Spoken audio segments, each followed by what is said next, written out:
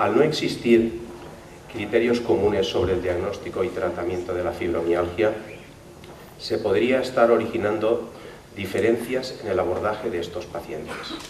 Importancia en avanzar en unas pautas comunes de actuación ante los afectados por esta patología, para evitar un largo peregrinar del paciente por los servicios sanitarios para que se llegue al diagnóstico.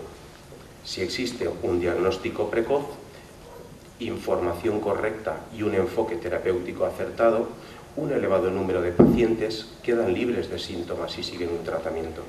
No se puede entender y ayudar a una persona enferma basándose únicamente en su dolor.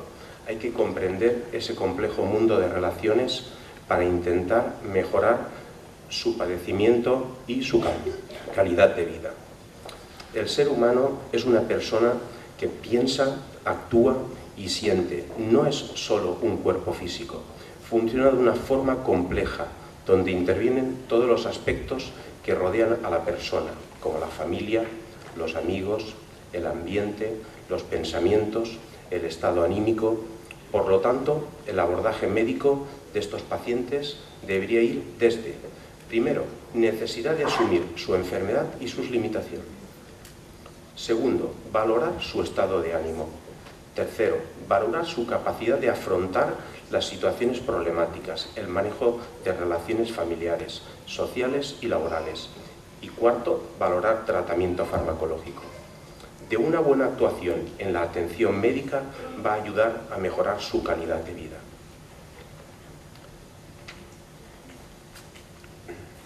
Necesidad de asumir la enfermedad. El deseo de estar sano es común a todas las personas. El padecer este dolor crónico o cualquier otra enfermedad no es una cuestión de mala suerte o el resultado del azar, sino el conjunto de una serie de factores que deterioran la salud. Va a ser muy importante el hacer participar de forma activa al paciente en busca de soluciones. Para ello, dar información y consejos sobre diferentes actuaciones para mejorar su estado general de salud, como pauta de ejercicios físicos adecuados, cambios posturales para prevenir posturas dolorosas en el trabajo cotidiano, alimentación equilibrada, pautas adecuadas para evitar alteraciones del sueño. Con ello vamos a conseguir que el paciente mejore su calidad de vida y controle mejor su sintomatología, permitiéndole disfrutar mejor de lo que le rodea. Una postura de no aceptación provoca con el tiempo mayor frustración. Debe saber qué es la fibromialgia, qué síntomas provoca, qué actuaciones perjudican y cuáles pueden beneficiar su estado general. Enseñar al paciente a distinguir y diferenciar su dolor, tipo de dolor que padece, en qué circunstancias agrava, qué hace que disminuya. Esto le permite saber cómo debe actuar, cuándo debe parar, qué puede tomar o cuándo puede esforzarse más. Esta diferenciación le permitirá aprender los cambios en la intensidad de su dolor, de forma que pueda conocer mejor su dolor y evitar generalizar los momentos de gran intensidad. Manejo del dolor. Tener presente que su estado de dolor es variable, pudiendo pasar de un dolor máximo a un dolor leve.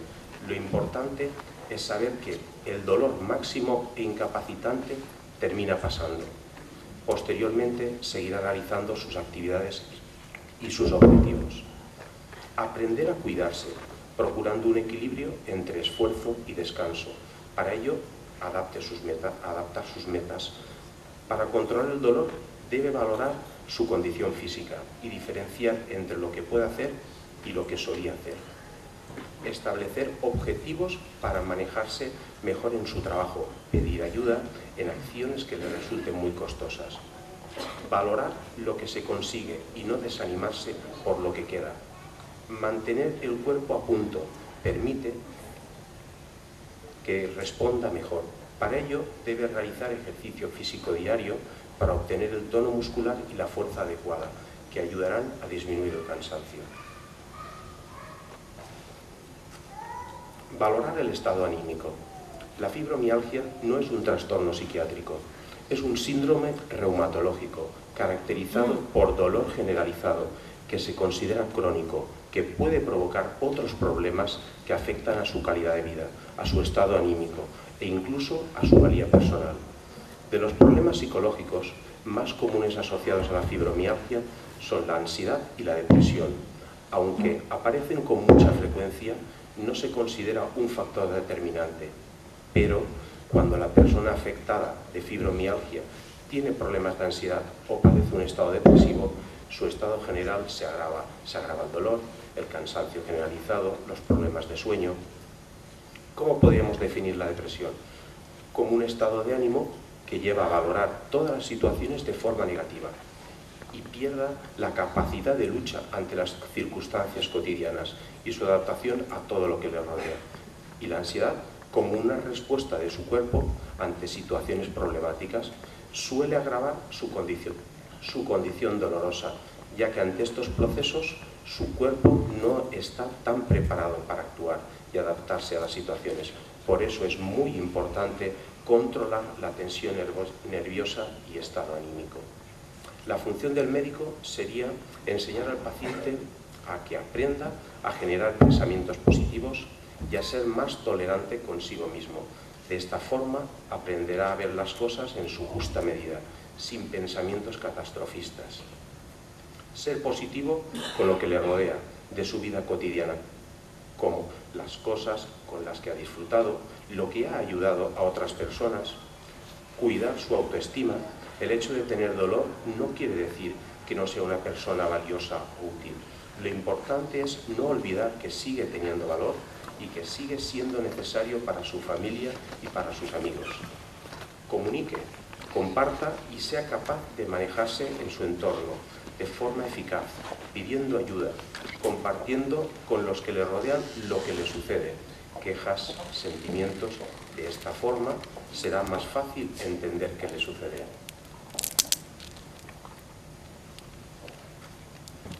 La familia y la enfermedad. En ocasiones, la familia, los amigos, compañeros de trabajo, están molestos por lo que le sucede al paciente.